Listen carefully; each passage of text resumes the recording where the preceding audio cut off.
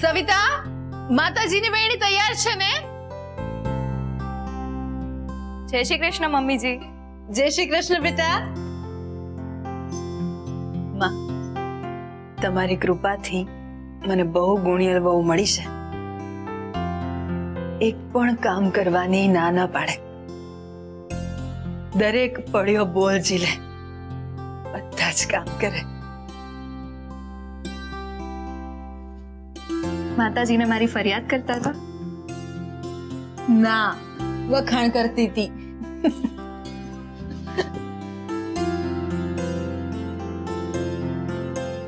બેટા, પહેલા આ જવારાને પાણી પાવાનું છે. લે બેટા, આ પાણી જવારામાં રેડી દે.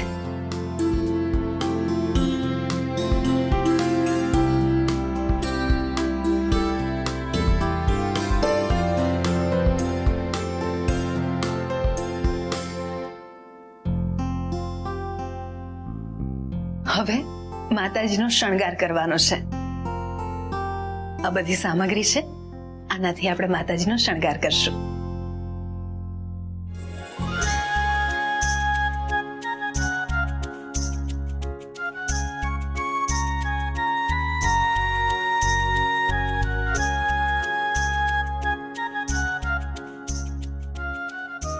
સોનું, આરોગ્ય છે. મારે તમારા બંનેના હાથે માતાજીની આરતી કરાવવી છે. આરવને મારે અલગથી લેખિતમાં આમંત્રણ આપવાનું છે નીચે આવવા માટે. હું એમને કહીને જ આવી છું મમ્મીજી, એ બસ આવતા જ હશે. સારું, આરવ આવે ત્યાં સુધીમાં આપણે આ આરતીની તૈયારી કરી નાખીએ. સોનું, તું તો આમ ખરી જબરી નીકળી હો.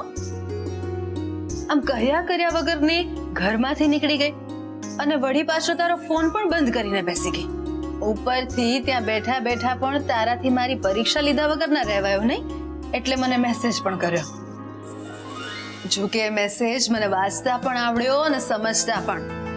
આમ તું ભલે ને મને સાઈડમાં મૂકીને ચાલી ગઈ, પણ મેં તારી ગેરહાજરીમાં પણ મારું ભણવાનું જરાય સાઈડમાં નથી મૂક્યું.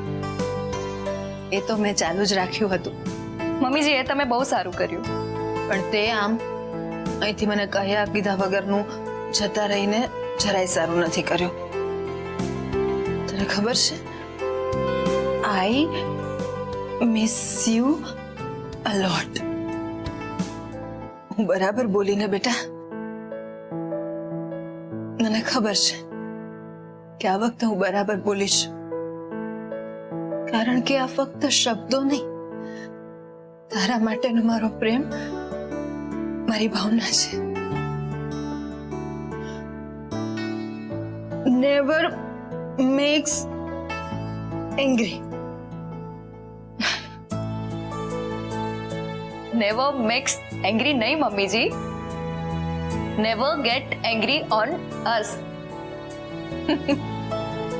તું ઈચ્છે છે ને કે હું ક્યારે ખોટી ના પડું? તો મને ટોકવા માંડ અને પાછી શીખવાડવા માંડ. અને તું જો એવું અંગ્રેજી શીખીશ ને હવે કે અંગ્રેજીને ગાભા કાઢી નાખીશ. શું વાત છે? બોલ ને બેટા. અને મેં કહ્યું એમ આજ પછી પાછા જવાનું તો વિચારતી પણ નહીં. બેટા, પૃથ્વી જેમ દિવસ રાત સતત એક જ ઝડપે પોતાની ધરીની આસપાસ ફર્યા કરે ને, એમ લગ્ન જીવનમાં પણ દરેક માણસે પોતાની અપેક્ષાની ધરીને ધ્યાનમાં રાખીને એને ટકાવવાની મહેનત કરવાની હોય છે. અને દીકરા, લગ્ન જીવનમાં સ્વીકાર અસ્વીકાર, ગમો અણગમો, પસંદ ના પસંદ, આ બધું સમજતા વાર લાગે, આ બધું સેટ થતા વાર લાગે. અને ક્યારેક ક્યારેક તો લગ્ન જીવનમાં વર્ષોના વર્ષ લાગી જાય એકબીજાને સમજતા. તને ખબર છે, તારા પપ્પાજીને અને મને પણ લગ્ન પછી પણ એકબીજાને સમજતા, એકબીજાને પ્રેમ કરતા વાર લાગી હતી, સમય લાગ્યો હતો. અને તને પણ મનમાં ક્યાંક ને ક્યાંક એવું થતું હશે કે મારા આરવે તને મનાવવાની જરા પણ કોશિશ ના કરી, પણ આ વખતે મારા આરવે રંગ રાખ્યો ને, અમારા કહ્યા વગર આમ તને મનાવવા પહોંચી ગયો ને.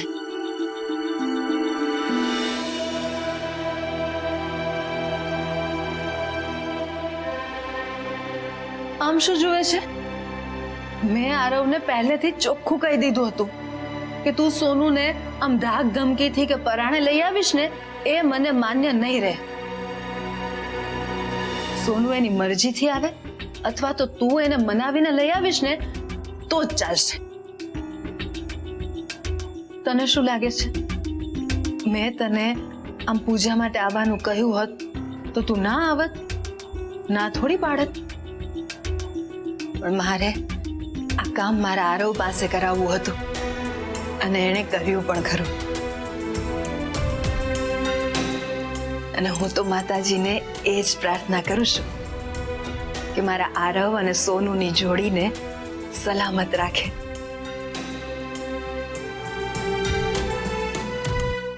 આ જોડી ક્યારેય ના તૂટે.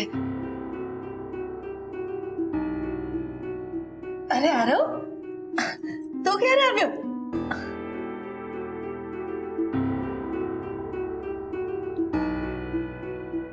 મમ્મીજી, જ્યારે તમે એમના વખાણ કરી રહ્યા હતા ને ત્યારે માં, મારું શું કામ છે? બેટા, ઘરમાં પ્રસંગ હોય ત્યારે 1000 કામ હોય. મારે તારી અને સોનુ પાસે આરતી કરાવી છે અને પછી થાળ પણ ધરાવવાનો છે. ઓકે માં.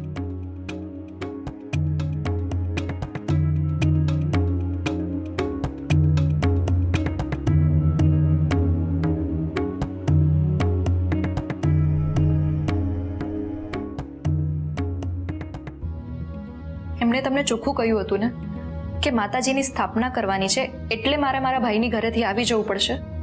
એમ કહીને તમારે મને અહીંયા નથી લઈ આવવાની, છતાં તમે તો મને એ જ કારણસર અહીંયા લઈ આવ્યા ને. એટલા માટે કે મારી પાસે બીજો કોઈ રસ્તો નહોતો. પણ મમ્મીજી તો એમ માને છે કે તમે મને મનાવીને અહીંયા લઈ આવ્યા છો અને એમ પણ સમજે છે કે તમે મને સ્વીકારી લીધી છે. એ તો માએ માની લીધું છે, મેં એને એવું કંઈ જ નથી કહ્યું. મમ્મીજીએ માની લીધું અને તમે એમનો ભ્રમ દૂર કરવાનો પ્રયત્ન પણ ના કર્યો. તમે એમને સત્ય નહીં કીધું, રાઈટ? તું શું ઈચ્છે છે? મારે મને શું કહેવું જોઈએ? બધું સાચું કહીને એનું દિલ તોડી નાખું? તારા આવ્યા પછી માં કેટલી ખુશ છે તને નથી દેખાતું? અને તું શું ઈચ્છે છે હું એક ધડાકે એનું દિલ તોડી નાખું? સત્ય સાંભળવાથી દિલ તૂટી જાય એ મારાથી વધારે કોણ સમજી શકે? જો આયશા, માનું દિલ રાખવા માટે, એની આકાંક્ષાઓ અને ઈચ્છાઓ પૂરી કરવા માટે મેં તને અહીંયા આવવાની રિક્વેસ્ટ કરી હતી. માત્ર પૂજા પૂરતું આવવા માટે રિક્વેસ્ટ કરી હતી, બરાબર? અને તમે એક્ઝેક્ટલી એ જ કર્યું જે કરવાની એમણે તમને ના પાડી હતી. આ ઘરની લક્ષ્મી જ્યારે રિસાઈને માવતર ચાલી ગઈ છે ત્યારે જગતજનની માવડીની ગમે તેટલી સેવા પૂજા કરી લઈએ એનો કોઈ અર્થ નથી. અને તારે કારણે રિસાઈને ગઈ છે એટલે તારે જ એને મનાવીને પાછી લાવવી પડશે. અને હા આરવ, જેમ મેં સોનુને પરાણે કે પછી માતાજીની સ્થાપનાનું બહાનું આપીને કે જવાબદારીઓનું ભાન કરાવીને બોલાવવાનું માંડી વાળ્યું છે, એમ તારે પણ એને માતાજીની સ્થાપનાનું બહાનું આપીને નથી લાવવાની કે ના તો એને ધાક ધમકી આપીને લાવવાની છે. તારે એને મનાવવી પડશે આરવ. એના મનમાં ઉભા થયેલા પ્રશ્નોના જવાબ આપીને લાવીશ. પણ માં, તું જાણે છે કે Now will you please try to understand? તને ખબર છે કે તારા ગયા પછી માં કેટલી તૂટી ગઈ હતી?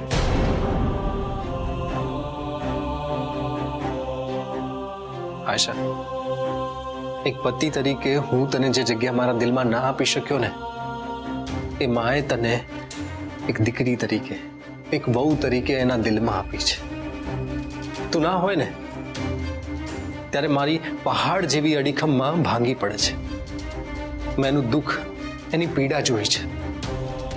તારી ગેરહાજરીમાં મેં એને એકલી પડી જતા જોઈ છે.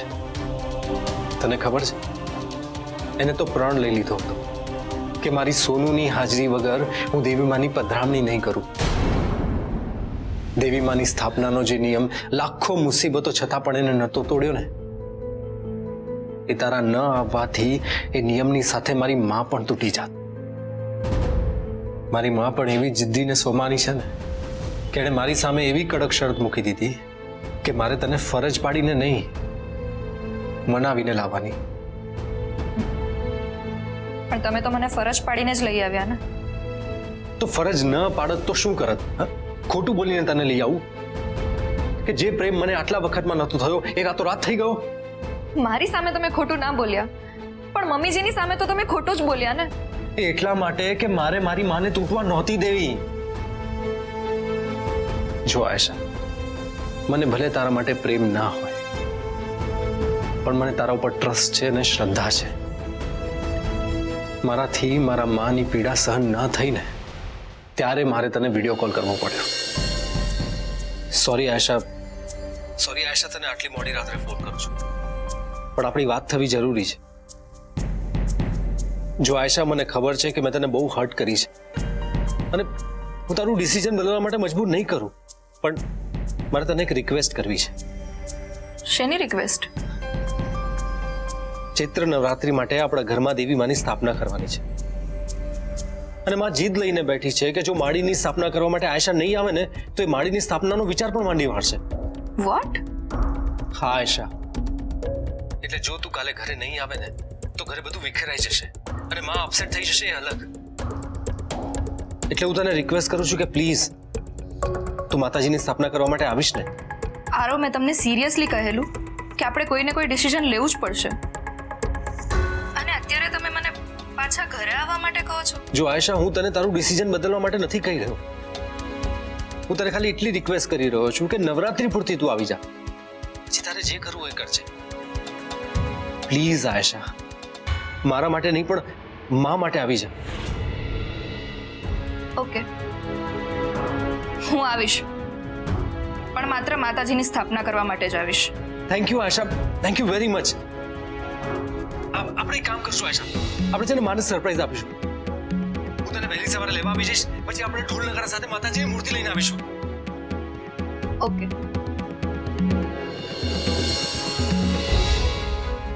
પણ આરવ, તમે સમજવાની કોશિશ કેમ નથી કરી રહ્યા?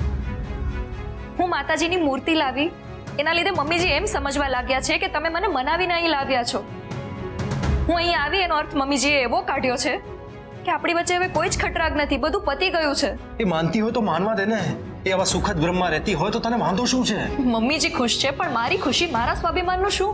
તમે જેટલી વાર એવું બોલ્યા છો કે તમે મમ્મીજીની ખુશી માટે આ બધું કર્યું છે, ત્યારે મને એવું લાગે છે કે તમે મારી ખુશીનો તો ક્યારેય વિચાર જ નથી કર્યો. પ્લીઝ તું આટલી નાની વાતને મોટું સ્વરૂપ નહીં આપને. હું મારી માને જેટલો પ્રેમ કરું છું એટલો તું પણ એને કરે જ છે ને. જે કામ માટે આવવાનું હતું એ કામ થઈ ગયું ને, એટલે મને એવું લાગે છે કે આપણે મમ્મીજીને બધું સાચે સાચું કહી દેવું જોઈએ. જુઓ, હું તમને ખોટું પ્રેશર આપવા નથી માંગતી, પણ આપણે મમ્મીજીને સાચી હકીકત અત્યારે કેવી એટલા માટે જરૂરી છે કેમ કે જો આપણે મમ્મીજીને અત્યારે નહીં રોકીએ ને તો એ સુખદ સપનાઓ પર ખૂબ બધા મકાનો ચણી દેશે. પણ આયશા, 9 દિવસની તો વાત છે.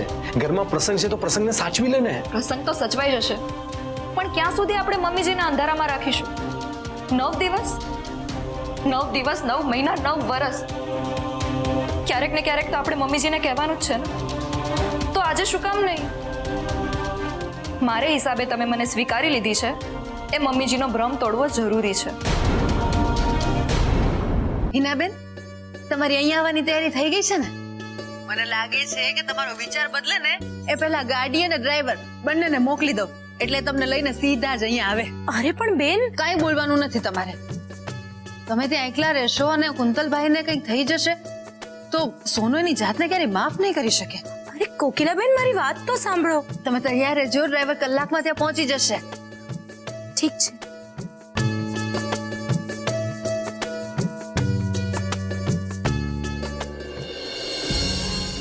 આયશા, પ્લીઝ. નો, તમારે મમ્મીજી સાથે વાત ના કરવી હોય તો કાંઈ નહીં, હું મમ્મીજી સાથે વાત કરીશ.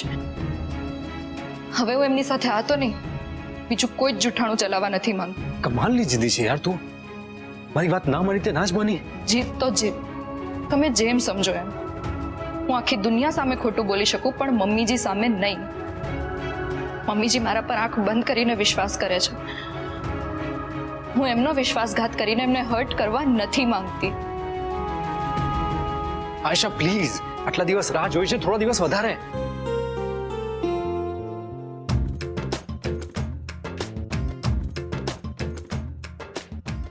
મોટી બેન, માતાજીને ધરાવવાનો થાળ તૈયાર છે. એ હા, આવી.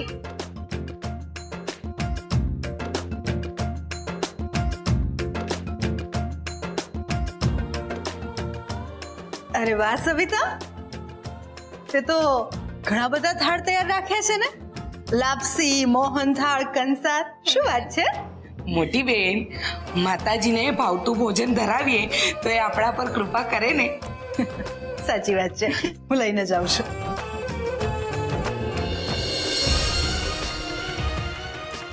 પ્લીઝ આયશા. સારું, તમે લોકો આવી ગયા.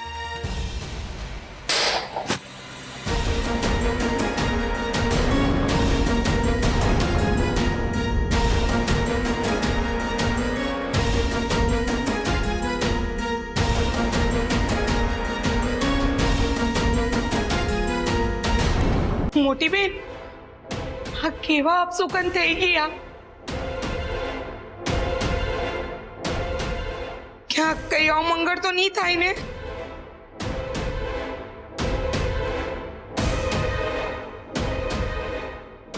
હે માડી, માન્યું કે અમારાથી બહુ મોટા અપસુકન થઈ ગયા, પણ કયો અમંગળ નહીં થવા દેતા.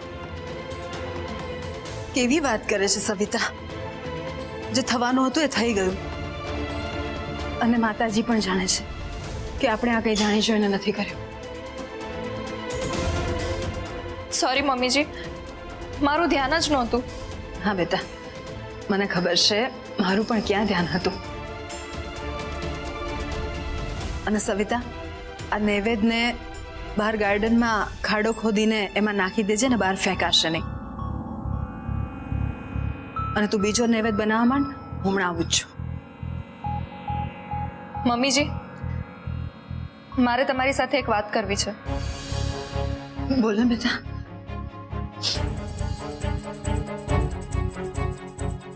મોટી બેન, મને ખીજાતા નહીં, પણ માતાજીને હાથ જોડીને દીવો કરી લો ની. ન કરે નારાયણને કયો અમંગળ થઈ ગયું તો? તને એકવાર કહ્યું ને સવિતા કે કંઈ નહીં થાય. અને અહીંયા જે કંઈ પણ થયું છે મારી માળીએ હાજરા હાજર જોયું છે. એટલે આવું બોલવાનું ને વિચારવાનું બંધ કર. અને ખાલી માતાજી જ નહીં, જે અમારી લક્ષ્મી સમાન વહુ હાજર હોય ને, ત્યાં કંઈ ખોટું કે ખરાબ થાય જ નહીં. બોલ બેટા, શું વાત કરવી છે તારે? મમ્મીજી, વાત એમ હતી કે એક મિનિટ, મેં તારી સાથે વાત કરવી છે.